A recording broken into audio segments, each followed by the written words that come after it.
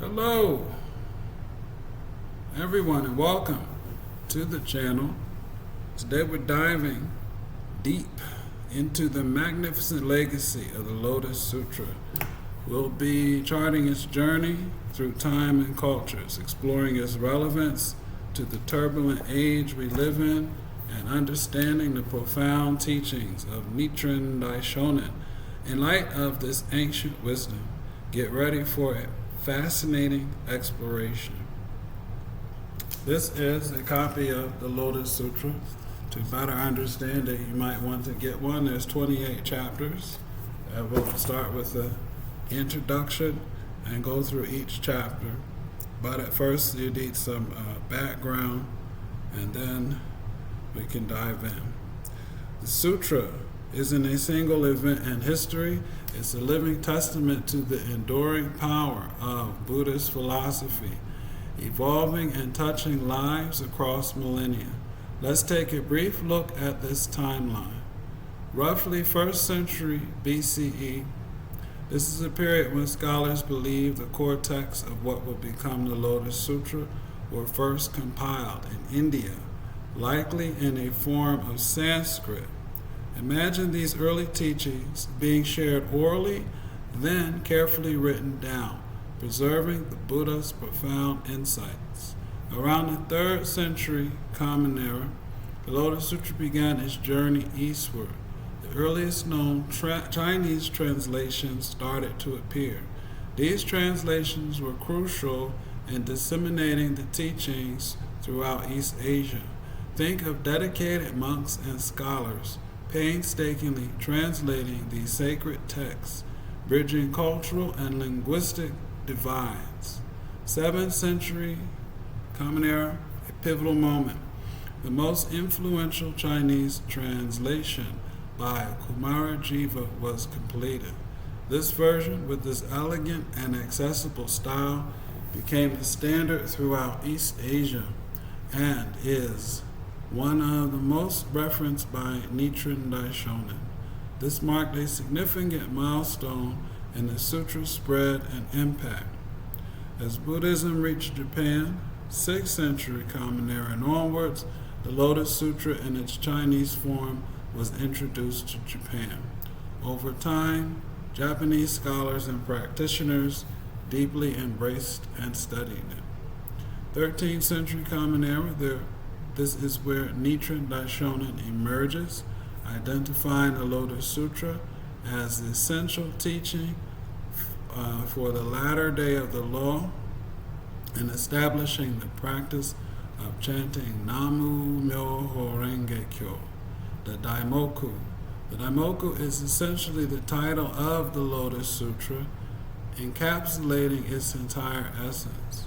Nichiren's focus made the profound wisdom of the sutra accessible to all through this simple yet powerful practice. So as you can see, the Lotus Sutra has diverse continents and centuries, its teachings resonating with people across diverse cultures. To understand why Nichiren emphasized the Lotus Sutra and the Daimoku in the 13th century, we need to delve into the Buddhist concept of the 3 periods of the law. These are believed to be stages following the Buddha's passing, each with its own characteristics regarding the propagation and practice of his teachings. The former day of the law, Shobo. This period is said to last the first 500 or 1,000 years after the Buddha's death. It's characterized by the widespread practice of the Buddha's teachings, and many people are believed to have attained enlightenment through these practices. The focus was on monastic life and rigorous discipline. The middle day of the law, Zoho, following the former day. This period also lasts for around 500 to 1,000 years. During this time, while the teachings still exist and are studied, the capacity of people to achieve enlightenment through the traditional practices gradually declines. The there might be more emphasis on building temples and studying scriptures theoretically. The latter day of the law, Mappo, this is said to begin after the middle and is characterized by a significant decline in people's capacity to understand and practice the Buddha's true teachings effectively. It's described as an age of confusion, conflict, and increasing suffering. The original methods of practice are believed to lose their effectiveness for the majority of the people. It was Nichiren's profound conviction that humanity had entered the latter day of the law in his time, and that the traditional Buddhist practices were no longer sufficient to guide people to enlightenment and lasting happiness in such a turbulent era. The concept of Mappo isn't just a theoretical idea. Nichiren saw its signs all around him and connected it to the suffering he witnessed. The characteristics often associated with the latter day of the law are quite striking when we look at history and even the present day. Natural disasters. Buddhist scriptures and Nichiren himself often link widespread calamities like earthquakes, famines, and plagues to the spiritual state of the age. A decline in morality and understanding of the true Dharma is seen as creating an imbalance in the natural world. Wars and conflicts. The sutras and Nichiren's writings frequently associate the latter day of the law with increased aggression, disputes, and large-scale conflicts. When people lose sight of their inherent Buddha nature and the interconnectedness of all life, discord and violence are seen as more likely to arise. Plantation burnings and social unrest. While not specifically mentioned in ancient texts as plantation burnings, we can understand this in the context of widespread social injustice, oppression, and the suffering of marginalized groups.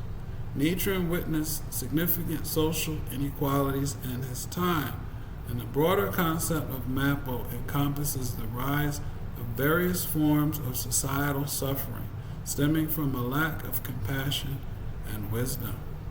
The destruction of livelihoods and the pain inflicted on communities through such acts resonate with the chaotic and suffering-filled nature of the latter day. Nichiren Daishonin didn't just observe these phenomena, he deeply analyzed their root cause, attributing them to a fundamental misunderstanding and abandonment of the core principles of Buddhism, particularly in their capacity to guide people in this specific age. It was against this backdrop of Mappo, with its attendant sufferings, that Nichiren Daishonin championed the Lotus Sutra and the practice of chanting Nam-myoho-renge-kyo.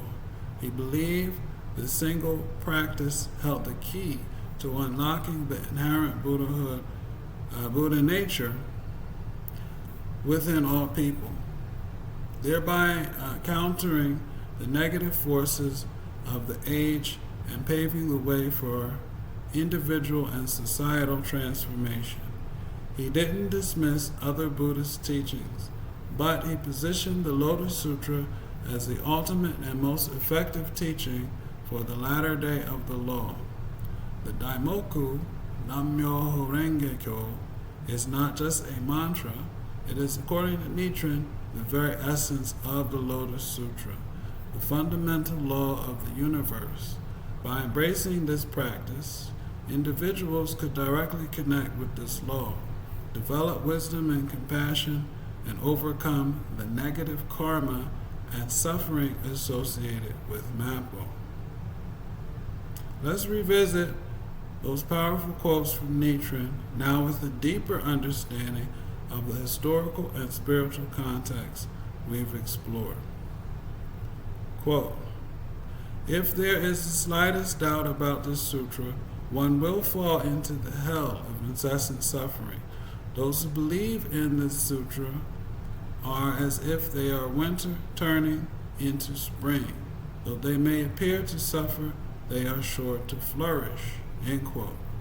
The context of Mappo, this quote takes an even greater significance. Nichiren saw the Lotus Sutra as the only true beacon of hope in a dark age. Doubt in this teaching, he believed, would perpetuate the suffering inherent in the latter day. Conversely, faith in the Lotus Sutra offered the promise of overcoming hardship and blossoming, even amidst the harsh winter of Mappo. Quote, the purpose of the appearance in this world of the Buddha, the world-honored one, was to show all living beings the path to Buddhahood. At the end of the latter day of the law, the mystic law will be widely propagated throughout the world. End quote.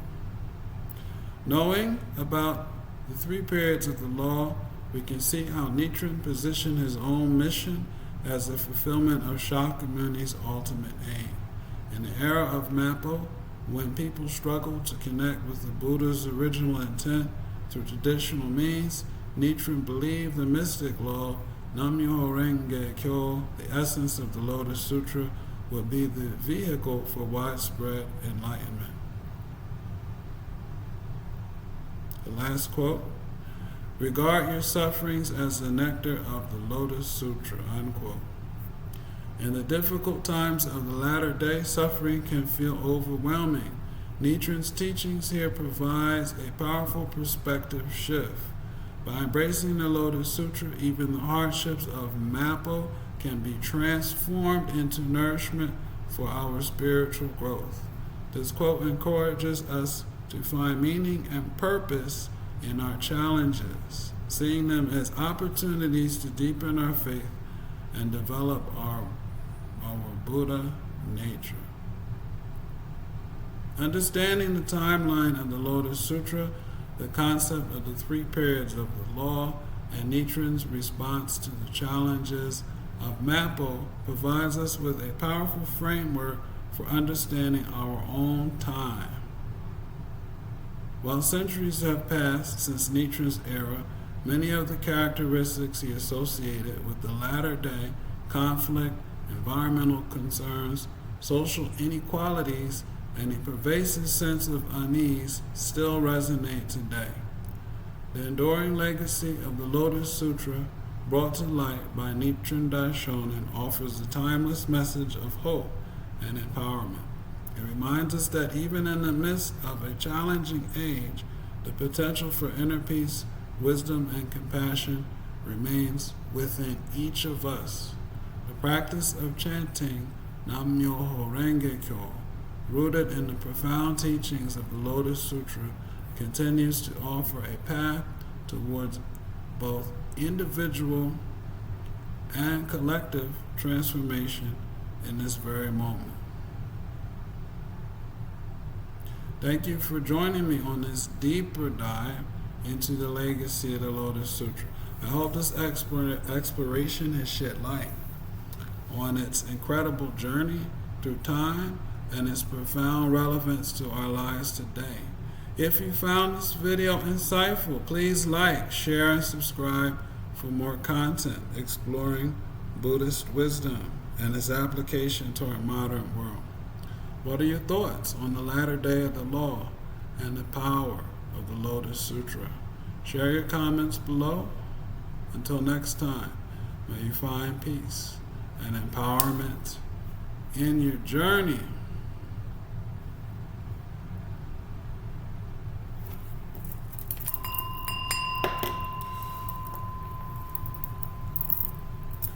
Nam-myoho-renge-kyo.